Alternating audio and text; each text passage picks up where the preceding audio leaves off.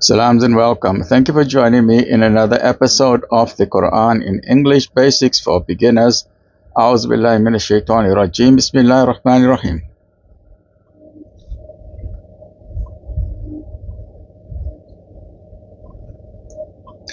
This is the advice which Prophet Luqman the Wise is giving to his son.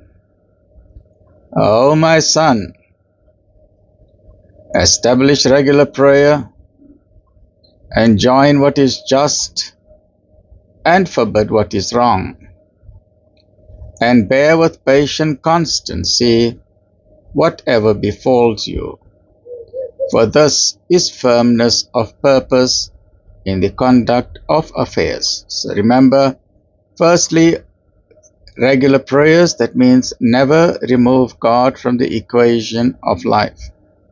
The remembrance of God is the best thing in the whole world. The remembrance of God is for your benefit, it's for your soul. But don't just focus on yourself. You must hold up the banner of social justice, and you must thereby enjoin the good and forbid the evil.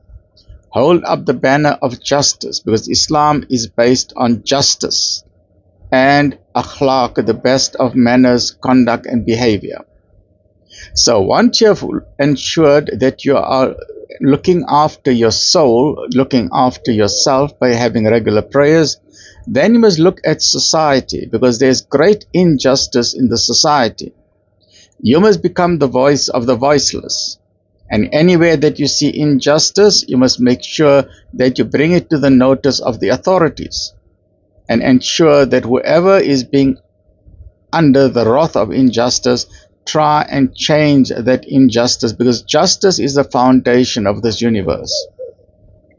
And patience is very important. As you are striving along your goals of holding up the banner of goodness, you need to do that with patience and constancy, because there will be people who won't like what you are doing. But you need to continue in the path in what you are doing. And if you do that, that is going to give you firmness of purpose in whatever affairs that you are doing on the planet Earth, so that you can return to your Creator and earn His good pleasure. Never be arrogant, because arrogance is a quality or an attribute of Satan or Shaitan or the devil or Iblis or Lucifer. Never ever, never ever, never ever be haughty or arrogant. Don't be like those Karens that we see on YouTube or TikTok, those people who are screaming and fighting with people on the street, those people who have a sense of entitlement. Asableef means never be arrogant. If you are arrogant, you won't even smell paradise, because paradise is for humble people, not for the arrogant people. So as a belief, take your arrogance and throw it out of the window. We are not interested in that. And the danger is when people acquire some wealth or some power. For example, some politicians become so arrogant.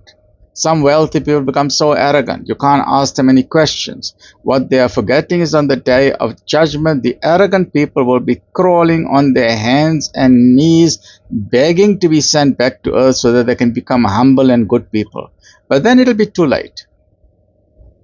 So the advice that Prophet Luqman the Wise is telling his son, and swell not your cheek for pride at people, nor walk in insolence through the earth.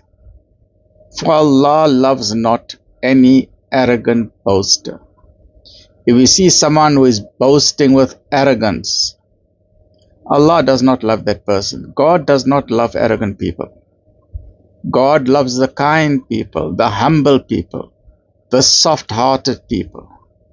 So if you find someone who is a narcissist, God does not love the narcissists. God does not love the arrogant people, no matter how powerful they may appear to be in the world. They are going to be far away from God in the hereafter. God will only bring near to Him in paradise those people who are kind and soft and gentle. The arrogant people got no place in paradise. The arrogant people are the army and the soldiers of Satan or Shaitan or the devil or Lucifer or Iblis. Arrogance is the quality of the devil, and that is why the devil was kicked out of paradise in the first place. He's got no room again in paradise. He's been kicked out because he's got arrogance through and through. He is arrogant incarnate. Similarly, Fir'aun or Pharaoh was arrogant. He died drowning in the Red Sea because of his arrogance. He's got no place in paradise, even though he was given so much wealth on the earth. Despite his arrogance, God gave him so much wealth and gave him respite to try and understand, to figure out, what are you doing? What are you doing? Why don't you become humble and treat the people properly? You are the ruler of the people. Treat them nicely. But no, not interested. So the dictators of the world, the tyrants of the world who think that they can do anything with their arrogance, they're the ones who will be crawling on their hands and knees and begging and begging and begging the Supreme Creator. When they finally see His power, when they finally experience a taste of His wrath, then they will scream to come back to the planet Earth so that they can become humble and hold up the banner of goodness. But then it will be too late. They will join their leader, their fan club in hell, because they are the part of the fan club of the arrogant people, the one with money and power where they trample upon the rights of other people. Their fan club is in hell. And be moderate in your pace and lower your voice. And I love this verse. For the harshest of sounds, without doubt, is the braying of the ass. Now to understand this particular verse, I went on YouTube. I was searching and searching. I looked at various farm animals until I could find a video of farm animals where a donkey is making a noise. The braying of the donkey. And when I saw that, I said, yes, like now I understand why the braying of a donkey, hee-haw, hee-haw, I can't even make that noise. But try and do that. Go onto the internet and do the search. What does a donkey sound like? And then if you listen to it for a few minutes, you won't be able to bear it. So I say, those farmers, they got a lot of sabr, they got a lot of patience by having donkeys and asses on their farm. And when that animal becomes irritated by something, that animal will start braying. And then you say, yes, like man, yes, like man. Hoekom maak hy so geraas hier, man? And then so the advice that Prophet Luqman alayhi salam is telling his son, once again a reminder that Islam is the golden religion, the middle golden path. Ummatan wasatan, the path of the middle. Neither extreme on the right nor extreme on the left. Muslims can never be extremists. If any Muslim is an extremist, then that person has lost the plot. They've forgotten Islam. The basics of Islam means choose the middle path. That means be moderate in your pace. Don't be too fast. Don't be too slow. Lower your voice. Don't shout and scream and talk. You'll find some people at some functions, usually business people, but it can be anyone else, who will talk loud and loud so that people even at 3 or 4 or 5 tables away can hear what they are talking. And they will continue talking without breathing. I don't know how they breathe. From a medical point of view and a scientific point of view, I think it's a miracle. Some people know how to talk without breathing. They don't pause to take in a breath. They will just go continuously. And yes, they will dazzle the people with their intelligence and their business acumen or the latest project that they have done. And people will be so dazzled to say, wow, check out this guy here. But he's got such a loud voice. He's bragging. He's showing off without realizing, boasting and continuously without realizing that the best way, part of the akhlaq and good manners is to lower your voice. But once again, don't make a mistake. Don't think that lowering your voice is the good thing. Once again, ummatan wasatan, we are the middle religion. Don't lower your voice so much that people can't hear you. And don't make your voice so loud that people get annoyed. We must follow the middle path. Doesn't mean now you must say, hey, talk softly, hey? Talk very softly. Shh. talk soft. That's not the right way. Talk in a proper way, enunciate your words properly, talk clearly, and then keep your mouth quiet. You've said your thing, keep quiet, let the other person talk. Similarly, we know that once Umar bin al-Khattab, the second Caliph of Islam, was walking through the streets. And then there was a group of people who felt that being humble and pious is very, very important in Islam. So they changed their entire body posture and they were walking with hunched shoulders. In a very pious way, they were walking with their heads down, walking slowly, walking very piously. So externally, you can see that these people, wow, they are so pious, they are so soft, they are so humble, you can't hear their voice, nothing. And Umar bin al-Khattab took his famous stick and he bashed them at the back. Well, he didn't assault them, he just tapped them. Hey, what are you guys doing? And they say, we are being humble and pious. He said, no, that's not humility. As a Muslim, you must be strong. Walk properly, walk with dignity and honor. Piety comes from your heart, not in the way you are walking or talking. Your heart must first be pious. Your brain must first be pious. Your heart must be humble. Your brain must be humble. Because the only time that you can test the quality of humility is if someone irritates you. If you are walking in the street, no one is irritating you, so you can't practice humility. Humility means now you are sitting at the table and someone irritates you. And you know you got to answer for him. You can answer him in a very arrogant way to say, hey, what are you talking about? Do you know what you are talking about? That is called arrogance. So the arrogance means that humility means that if someone irritates you and you've got all the knowledge at your disposal, you got the wealth, you got everything, but you don't splash it around. And you tell that person politely, salams, to you be your way, to me be my way. You don't show your arrogance and your boastfulness and your pride by smashing that person with your words into the ground, by intellectually overpowering him to say, you know what, yeah, you don't know who you're dealing with. I'm a Mr. Somebody, I'm a Mr. So-and-so. That is arrogance. So, but if you're walking in the street humbly, no one is testing you, no one is irritating you. And we know the famous example of that monk who was living there in Japan. And he was so famous because people were so prideful. They said, you know what, we are worshipping that guy, worshipping in inverted commas. We are treating him with so much respect because this guy for the past 30 years has never become angry. He has never ever become angry. So he's like one of the walis of Allah. He's an awliya. He's a saint. And so they gave him a house right at the top of the mountain. And on a regular basis, people would climb up the mountain, very difficult. They would go to him and say, make dua for us, pray for us, pray to Allah. You're such a pious person. You have never become angry in your life. You know, you got sabar wara maruai. Allah jo maruai. He's a very kind person, very humble person. He has never become angry.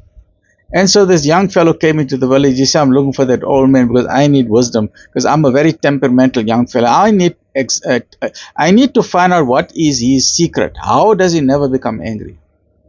And so this young fellow went up to the mountain, and all the villagers were there waiting to see, this young fellow, he'll get a good lesson there. And they're all laughing and winking at each other. To their great horror and surprise, after a few hours, for the first time in 30 years, they found the young fellow coming down the mountain. And behind this young fellow was this old wali, this wise man, who everyone used to give him food and ask for advice. And the people got a shock. They've never seen this old man in their village. And they all ran round behind him. Ya Sheikh, what is going on? Why have you come down from the mountain? He said, this young boy is my teacher. They said, what are you talking about? He came to you asking you for advice, how he can control his anger. He said, this young boy taught me something. Because the young boy asked me a question, he said he wants to control his anger. And then the young boy told me, Ya Sheikh, oh old man, you are sitting here in the cave for 30 years. And you have never become angry. And the Sheikh said, yeah, I've never become angry. And the young man said, yeah, the people treat you with respect. He said, yes, no, the people treat me with respect. They know I'm a Sheikh, they treat me with respect. And he said, the people bring you food. He said, yes, they bring me food. So the young man said, but then that's not anger control. The old man said, what do you mean that's not anger control? And the young man said, you haven't been tested yet. Why don't you go live with the people and then see how you can control your anger? When you are now trying to earn your own money to buy your own food, and when you are driving your car and someone drives in front of you, cuts in front of you, or someone irritates the heck out of you, or someone steps onto your toe, or someone that you love is now suddenly betraying you and they stop giving you food. And they say you're going to see so much injustice in society when someone is raping a woman or someone is murdering someone, or you find that the mayor of the town is stealing the money. Will you then be able to control your anger? Because then you are going to be tested. And the old man got a shock of his life. He said, I never thought of that. And he sat for a long time very quiet. So remember, you only get the reward for sabr if you are being tested. Sabr doesn't mean you sit in a corner and just pray your tasbih. That is not sabr. Sabr means someone is irritating you and you don't react. That is sabr. Anger control means you're not sitting all alone in a room. That's not anger control. Anger control means someone is provoking you and you are biting your tongue. You don't want to react. That is anger control. So anger control means you must feel inside you your blood is boiling. You want to explode. You want to explode. You want to throw something. You want to break something. And you want to respond so angrily. And at that point in time, you say, sabr. You control that anger. You control that lion inside you. That is called sabr. That is called control of patience. And many of us have made that mistakes. I've also made that mistakes. I've raised my voice, whether it's at my staff or family or people in the street who really annoyed the heck out of me. And we say, astaghfirullah, ya Allah, forgive us. But the lesson to learn here is, we are the middle religion, the golden mean. And I always say the Goldilocks principle. Goldilocks, she drank the porridge that was just right. Papa Bear's porridge was too cold. Mama Bear's porridge was too hot.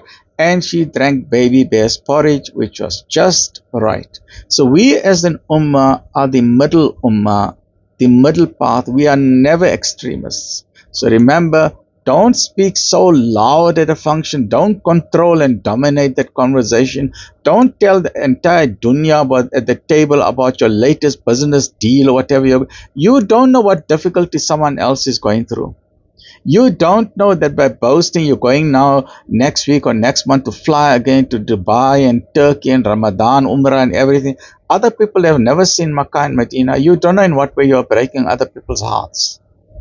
So the lesson is, walk in a middle way. Don't walk as if you're so pious and humble, and don't walk as if you're so arrogant. Walk moderately. Avoid the extreme of too much piety and the extreme of too much arrogance. And the voice, avoid the extreme of too much loudness and the extreme of whispering. Follow the golden middle rule. And do me a favor, do a research and listen to the sound of a donkey, and then you will agree with me that what the Quran is saying, the harshest of sounds without doubt is the braying of a donkey, right? Stay well, look after yourself, alhamdulillah.